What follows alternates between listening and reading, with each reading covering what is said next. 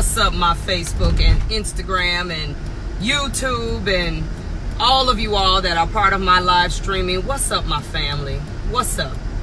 I am doing what I call impromptu talk today, and I'm doing it because I've gotten a lot of talks or gotten a lot of into a lot of conversations with a lot of people lately, and I keep hearing this word about being uncomfortable. I keep hearing it. I'm just not comfortable with that, or I'm very uncomfortable with that, or I don't know how comfortable I'll be with that. And this is all I'm hearing. I'm not hearing anything else but that, guys. Let me tell you something. I am also in a stage in life, even with all that I do. Those of you all that know me, you know I'm all over the place, teaching, training, coaching. I am at a place right now where even I am very uncomfortable. I'm uneasy. When you're uneasy, it's not always a good feeling. And I want to tell you all about what I have learned to train myself to do. And it didn't come without some major effort. But we've all heard that statement, right, about being comfortable.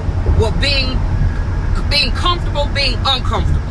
I know many of us have heard that. And let me tell you something. It wasn't until I really had to go through some things in life and I had to come out on the other side, as they say, that I really understood what that means. Let's go through this for a minute. If you think about you just had a great meal. You just had a really, really great meal. It was great going down, but you overate and now you're very uncomfortable. What happens? It's not until you eject some of that overindulgence from your system that you now become comfortable. Or let's take when those of us that have lived long enough and went through the loss of something, the loss of a person, the loss of a marriage, the loss of money, the loss of a business, the whole time that you were going through what you were going through, you were extremely uncomfortable all the way up into the loss. But let me tell you what's interesting even about loss. I remember when I got divorced, when I lost my business, as uncomfortable as it was, there was some quiet after the thing that I was holding on to actually was no longer a part of my life. There was a comfort that actually started to come after the thing that made me the most uncomfortable with being in started to be released from my life, that I thought I needed to hold on to. I thought I needed to spend all my money and all my time and all my energy trying to maintain. But the minute it was gone, whether it was gone by choice or whether it was gone by force, and God saying, I'm going to have to take it from you since you won't let it go, there was a comfort that came over me at some point once that was no longer part of my life. And I'm saying this because I am in this place again in my life, and this time it's not even anything bad. It's when I know my life is in the shift, when I know my life is it needs to go from being good to being great, that something starts to happen and I start becoming uncomfortable. And let me tell you what I want to warn you all of, and these are all the people I've talked to in the last week or so. When you get uncomfortable, which feels like fear, it feels like, oh my God, I'm scared. I don't know if I should do this. I don't know if I should do this or that or whatever it is that I should do. Let me tell you what I have learned to program myself and hardwire my brain to realize is that the first thing I do is that when I'm in that place, I know in the door it's not fear. I know in the door it's not that I'm fearful. No, because God didn't give me that. It's not fear. It's that the fact that God is shifting me somewhere that's just unfamiliar. It's just unfamiliar territory. It's like if you go over your mom's house or your friend's house or whose ever house, after you've been there a couple times, you get comfortable. You take your shoes off. You go in the refrigerator without having to ask somebody if you went. But if you go over somebody's new's house, you're not as comfortable yet to do that because it's just unfamiliar to you right now. It's not fear.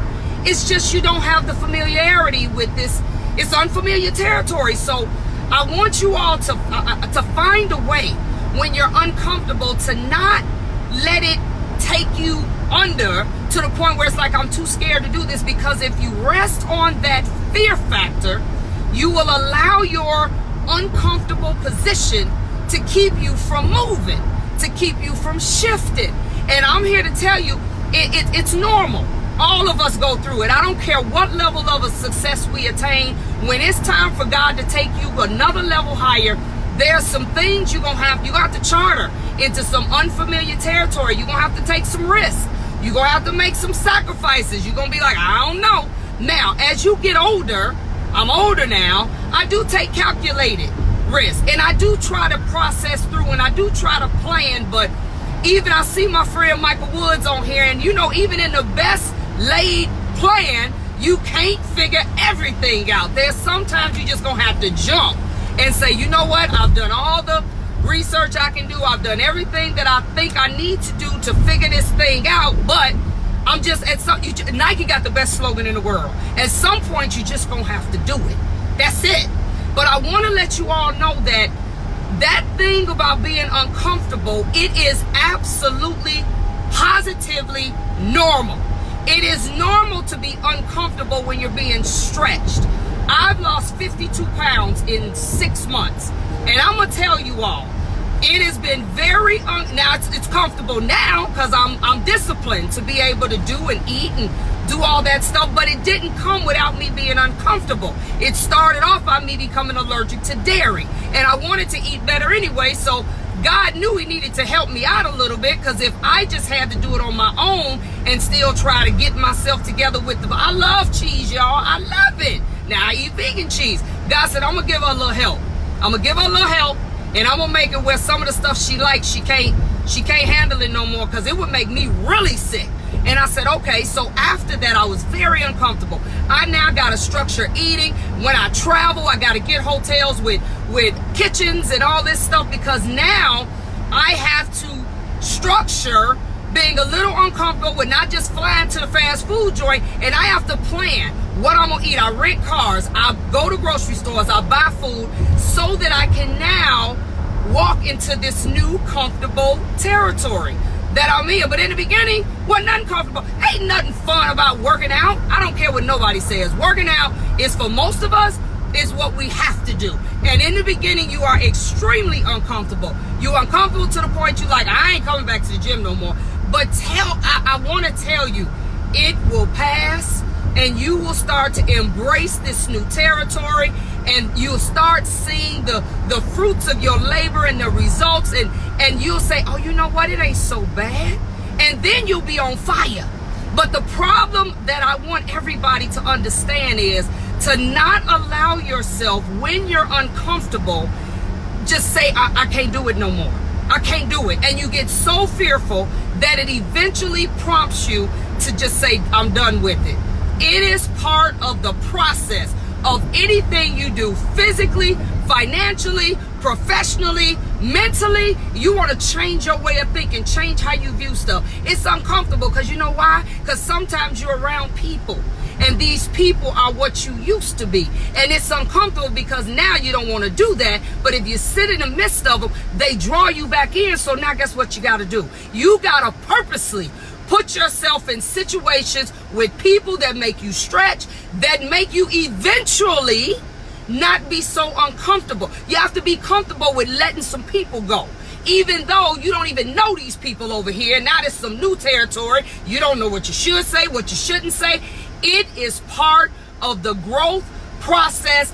Being uncomfortable, you will never be able to get past it. And it is something that, since I started coaching, it gave me a deeper look into people and what makes them tick and what makes them not move. And I said, you know what? If I hear this word one more time, that I'm uncomfortable with that, I want you to be. I need you to be so uncomfortable about being broke that you start doing some gazelle intense radical stuff because you're tired of being broke. I need you to be uncomfortable. I need you to be to the point where you're sick of it and you can't stand the way you feel so bad that it prompts you to move, but not keep you in fear where you don't move. Because if you think every time you need to grow that it's going to be comfortable, news flash, you gonna stay in the same position for the rest of your life. You are gonna be uncomfortable over and over and over again. And what I'm actually experiencing right now, I ain't scared of it, but I'm like, okay, God, you must be taking me somewhere, because I am really not feeling this right now. I don't know what I need to do, and let me tell you something else I do. I automatically take that thought out of my brain that it's fear. It's not fear. It's just unfamiliar. It ain't fear. I ain't scared of nothing but God. It's not fear. It's just the fact that I'm not sure about what the outcome is going to be. So therefore, it's making me uncomfortable. But God, I say all the time, but God, what I know I need to do at this time is I need to hear you. So what I do also, along with shutting at it, I ain't scared, is I actually turn the noise down. Let me tell you what I mean when I say that. A lot of us live extremely busy lives, just all over the place, moving. Some of us moving and ain't doing nothing. We just running, but ain't producing nothing. When I feel I'm in that state, what I do to turn the noise down is anything that I can eliminate that is not absolutely necessary for me to do. I can't do that right now. I can't do that right now. Every opportunity I get for quiet, for peace in the car, no radio, fasting from food is easy for me. What's difficult for me is fasting from media, because I love TV. I'm a TV movie junkie. In that frame, I say, you know what? TV is distracting me. I need to think. I need to hear. I need to focus. I need to get through and see what it is that I need to do in this uncomfortable moment, because it's something that I need to pay attention to. And because I'm feeling a little weird. That's when you start losing sleep, because you're like, I don't know, should I do this? Should I do that? So I also bring the noise down. Anything that I ain't got to do, I ain't doing. I'm like, no, because I need to hear from God. I need to pay attention to what people are saying to me. I need to pay attention to what's not being said. I need to focus. I read a lot anyway. That's the time when I read more. I need to go deeper. I need to understand. I pray more. I pray every day. But that's the time when I find that I'm all day. I'm just like consulting with God all day. It's like, God, I know you're trying to tell me something. You're trying to say something to me, because I don't like the way this is feeling right now. I don't like being broke. I don't like when I don't know if I should stay in partnership with this person, or should I sell my business, or should I move in a suite, or should I get divorced, or should I put my kid out, or I don't know what I need to do right now. And I've also learned in that cycle, don't make any life altering decisions at that moment, because they'll all be emotional. So what I do, and I believe you gotta just do some stuff at some point. You'll know the difference when you need to bring the noise down for a minute, and I need to just hear before I make a decision, and then you'll know when to move. In that cycle is where I got clarity, and I have to do it all the time. That's where I get clarity. That's where I get some understanding. I've even said this, God, I don't know what to do. Give me an unmistakable sign. I don't care if it's a stranger walk up to me and say something out of the blue. If I pick up a book and the first page I turn to says clearly what I need to do, give me an unmistakable sign that I'm at least going in the right direction. Give me that sign. But I have to do that when I get quiet. So I want to say this because I see so many of you all, and I hear it every single day. I'm on the phone with coaches, with people that want, because I actually do a lot of negotiating for people with contracts. I actually assist a lot of people building suites. It's way past coaching. And I hear it all the time that whenever something gets hard, or when it gets a little uncomfortable, the hesitation in moving, the hesitation in at least knowing that, or saying, you know what, right now I need to not make a decision right now. Don't ever be forced into making a decision. Say, you know what, give me 24 hours. Let me go process this, and then I'll give you an answer tomorrow. But you still got to do something. And let me tell you all something that are in that fear mode, and you haven't even gotten to the stage that I'm talking about. Whether you know it or not, to do nothing and to sit there and just be paralyzed in fear is still a decision. It's still a decision. That doing nothing will say, That thing about what you don't know won't hurt you. What you don't do will hurt you. What you don't start moving in the direction of, yes, it will hurt you, because it'll cost you money, it'll cost you time, it'll cost you many things, and you got to, at some point, make a decision. You have to.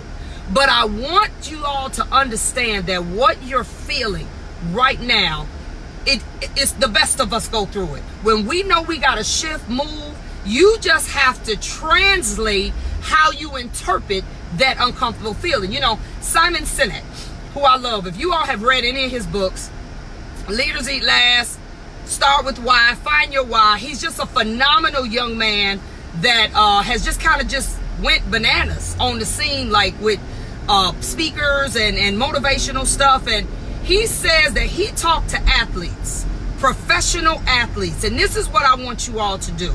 He said every time he talks to them before like a big game, or before they actually are going to like the World Series, or like now in the NBA Finals, I'm a basketball fan, he said he always asks them, are you nervous?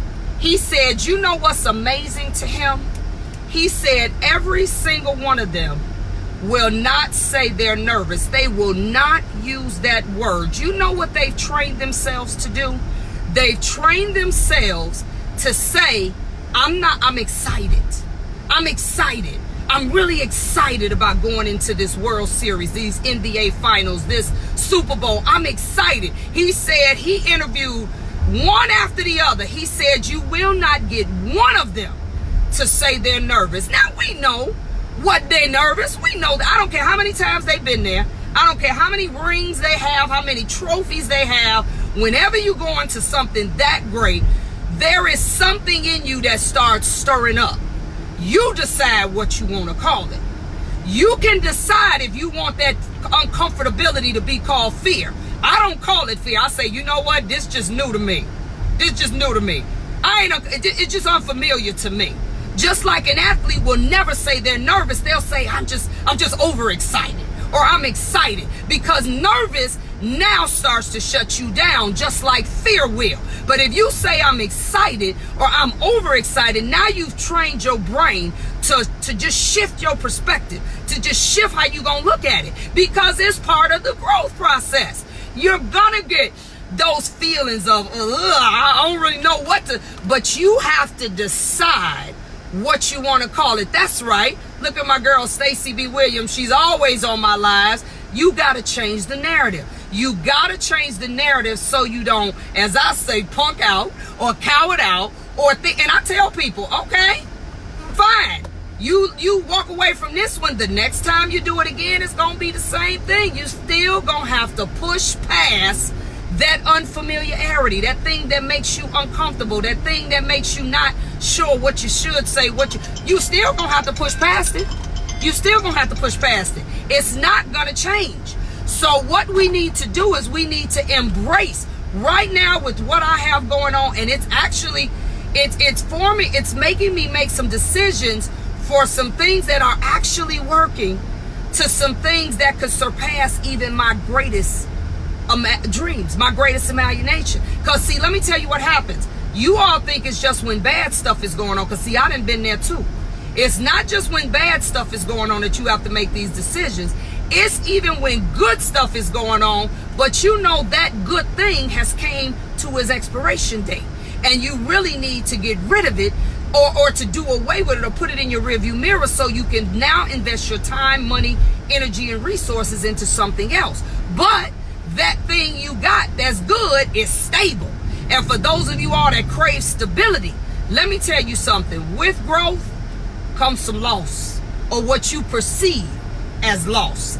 I perceive it as it's just a better opportunity. Right now, my clientele, I only do hair every other week, 2 days a week. And financially, I probably do more in 2 days a week than some people do in 2 weeks, because of my pricing structure.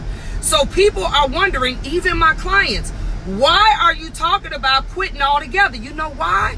Because it's only 24 hours in a day and 7 days a week. And the fact that what I've done for 31 years consumes at least, if I just even in those 2 days, it still consumes about 30 hours of that 24/7. I look at it like, as much as I love this and it is my stability, in order for me to go from good to great, which is a book, by the way, y'all need to read it. In order for me to go to that, I gotta be willing to give up this 30 hours. I gotta be willing to give it up and to redirect it. So what I do, and it ain't going nowhere. I don't call it stability. I call it a opportunity that God gave me for 31 years that now He set me up to have greater opportunities. So when I give it up, I tell people, it ain't just about giving that up. It's about the fact that this has moved me in a direction that has set me up to do something even greater for the next 31 years. So I don't even consider it a loss. I consider it a necessary evil, if you want to call it that. No, some of y'all call it evil. I think it's been phenomenal. It was a necessary step for me to go through in order to get to what God has planned for me later. It ain't no loss. I ain't lost nothing. When I divorced my first husband, I tell people all the time, I gained way more than I thought I lost. I didn't lose nothing because I actually think like he does. He was an excellent business person. We just couldn't stay married. I now still find myself, what would he have done in this situation? What that marriage, what those opportunities, what that growth set me up to be able to do, to think, to understand. I wouldn't trade not a day. It wasn't no loss. It was a necessary piece for me to get to what God really has for me. And that's the way I have changed the narrative to everything in my life. No, it wasn't bad. It was just necessary. That's all. It was just necessary. I would not be who I am or doing what I do had X, Y, Z not happened. So I didn't lose nothing. I had nothing but stuff to gain. I just was in an unfamiliar, uncharted place where I didn't understand what was going on. I didn't understand the whys. I didn't understand what the next move was.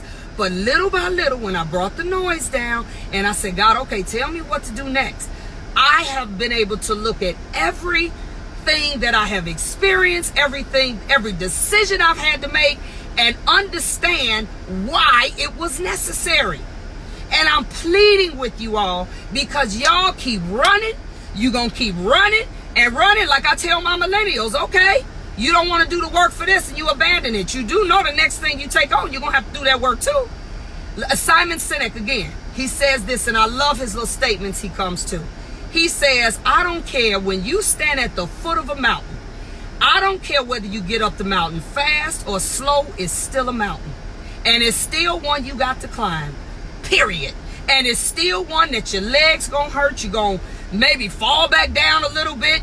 But you still gotta climb it. If you want to get to the top and you ain't got a helicopter, no airplane, and even, let me say something about that. For those of you all that want to bail when stuff gets hard, there is some joy for some of my old schoolers. I want y'all to put me some love up with what I'm about to say, because I know some of y'all understand what I'm about to say. I am so thankful that I didn't skip any steps on this journey. I didn't fast track nothing. Everything I now know and understand, I went through the painstaking process of the slow road, as we call it, but I don't regret that, because I have a different understanding about what it is that I'm in now than people that want to skip steps. See, some people will be like at the foot of that mountain, I'll wait till the next helicopter come. I'll wait till the next airplane come. I'm the one that'll say, no, I'm going to go ahead and climb this thing.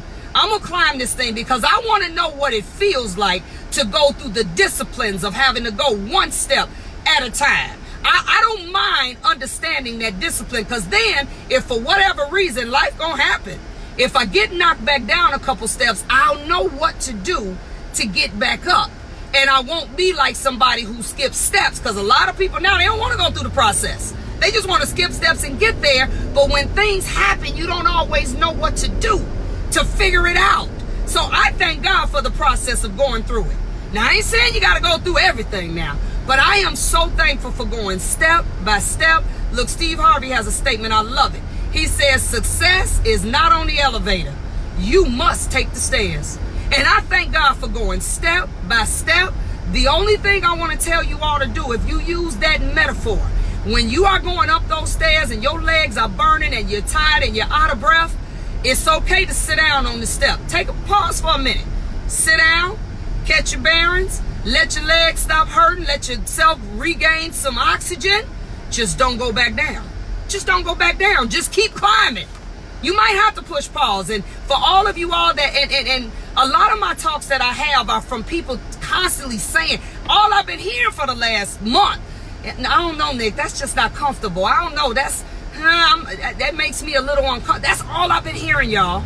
And I'm like, so what? I want you to be uncomfortable. I want people to talk to me who say I'm uncomfortable and I know it and I'm ready to fix it. They understand being uncomfortable is part of the process. You're going to be uncomfortable. So get used to it. If you want to grow, if you want to get to whatever that dream is you got, you are going to be uncomfortable. And I need you to be comfortable being uncomfortable. It's never going to change as far as you're making those strides. Now, you will get to those places where you like, whew, okay, that's over. I'm good now. But let me tell you what happens. I've seen it. I've done it. I've lost 52 pounds since December 1st. Now, if I let myself get comfortable in this weight loss and say, you know what, and I'm still not at my goal. If I let myself get comfortable in it and say, whoa, I'm here now, guess what happened? I start slipping. I definitely ain't going to start eating dairy. Y'all ain't got to worry about that because dairy makes me sick. But I'll start slipping. I'll start doing things that I know are not part of the process. And little by little, you can find yourself putting that weight back on, putting I used to get breakouts from eating certain stuff. Little by little, that stuff will start happening because I have to make sure that I'm always striving for something else that makes me uncomfortable. The minute I say, I'm getting too, I've changed the narrative and said, I'm getting too comfortable right now. I'm getting too comfortable, which means I'm gonna start slipping. Because as long as you're uncomfortable, you're gonna keep striving. As long as you're uncomfortable, you're gonna keep fighting to get out of that uncomfortable situation. The minute you get comfortable, you're gonna start slipping. You're gonna start saying, I don't need to do that anymore, because you feel like you've arrived somewhere. I want you to get past that I'm uncomfortable thing and literally get to the point where you don't even like being comfortable. Because usually when you get comfortable, people get complacent. They get to the point they don't grind no more. I remember when I was in my deepest financial ruin, that was when I paid the most tithes, y'all. Y'all know that? Now I pay them now, like clockwork. But I remember that's when I paid the most tithes. When I needed God just that bad, I said, God, I'm gonna do everything right because I'm so uncomfortable. I don't want to be here no more. Then I came out of that, and then I started slipping. Oh, I double up next week. And I said, no. Let me get back to where I was, because see, God can allow that to happen again. So I said, no. I don't want to go back there. So let me practice being uncomfortable, meaning if it's a situation where I felt like after that I don't really have this money to pay, I paid it anyway. Because I know these are the disciplines that I need in order to keep moving forward. So then I got that discipline. Now I'm good. I don't have that struggle no more. But then there are going to be other struggles. And I said, okay, I'm uncomfortable making that decision. I'm uncomfortable quitting my occupation, my 31-year client base that I have had. I don't care what, nothing right. That was always something I could depend on. I am embracing being uncomfortable with that. And my clients know, they say, how much time we got? I'm embracing that. And when that happens and I let that go, and then I'm going to be uncomfortable, then I'll be like, oh my God, I got to do this. And I'm not going to be scared. I'm just going to be in unfamiliar territory, because for 31 years, I knew I had that, which now is going to prompt me to be more diligent about doing other things to make sure my financial future doesn't take a hit. And then once that gets straight, then I'm going to find something to make me stretch again. That's what you got to do, guys. Don't be fighting so hard to just get to a place of comfort that you get complacent. Because when you get complacent, you slip, you don't grow anymore. And I need you, I'm not saying you got to just be uncomfortable forever. But what I'm saying is, don't let being comfortable keep you from striving. Don't let being uncomfortable keep you in fear mode where you don't do anything. Because I'm scared. So what? Do it afraid. There's Seth Godin. If you all know who that is, he's another excellent writer, writes a lot of books on marketing. He said something as he done read a gazillion books. I don't even know which one this was I read, but I love it. He said, do it afraid. Do it afraid. If you want to call it fear until you're able to change that narrative, then do it afraid. Still do it. And that is something that if we want to get past this threshold of being broke, my salon owners, my suite owners, my school owners, my people that just want to maybe not do so much hair no more, if you want to get to the point that you are like, I need to do something different, I need to change this ain't working for me no more, then you are going to have to embrace being comfortable in that time of sacrifice, because sometimes you are just going to have to make some decisions to say, you know what, I'm just going to not work on this day. I'm going to put as many people as I can on the other days, and I'm just not going to work on this day, and I'm going to produce this on this day, and I'm going to set it up and research and see what I need to do, and you're going to do all that. I don't believe in not doing no homework. I don't believe in not thinking stuff through. I don't believe in just, as the Bible says, you know, for which, look, I'm trying to quote it, for which of you desiring to build a tower does not first count up the cost to see if you have enough to finish it. That's Luke 14:28.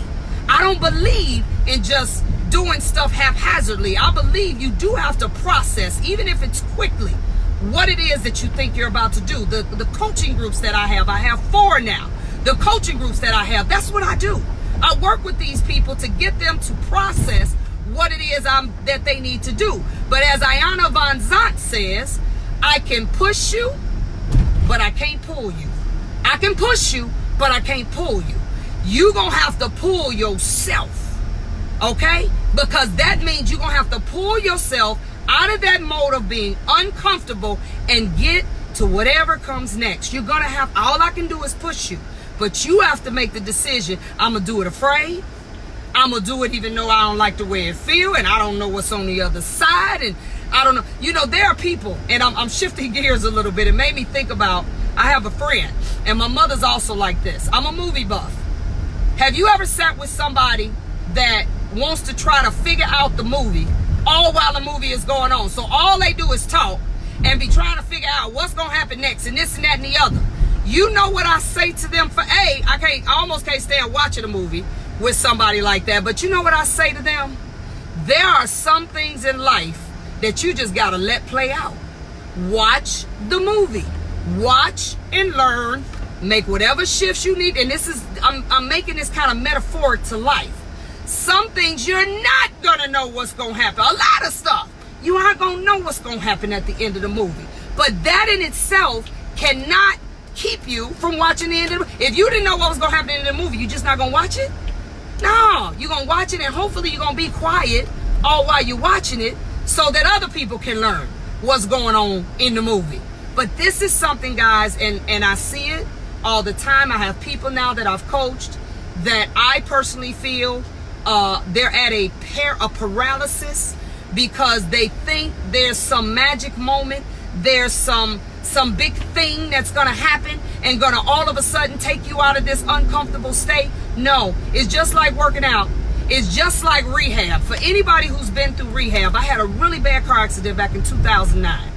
And I couldn't turn my head right or left for about 6 months, and I couldn't lay flat. Like I couldn't sleep flat for like 6-7 months. So it was miserable, guys. Miserable. But for any of you all that been to rehab, I had to go to rehab for 8 months. And they would do these crazy things with my neck, stretch it out like neck traction and this pump and these electrode thing. I hated all that stuff. And most of us that go through rehab, you feel like they're killing you, right? You feel like this cannot be helping because all I feel is pain.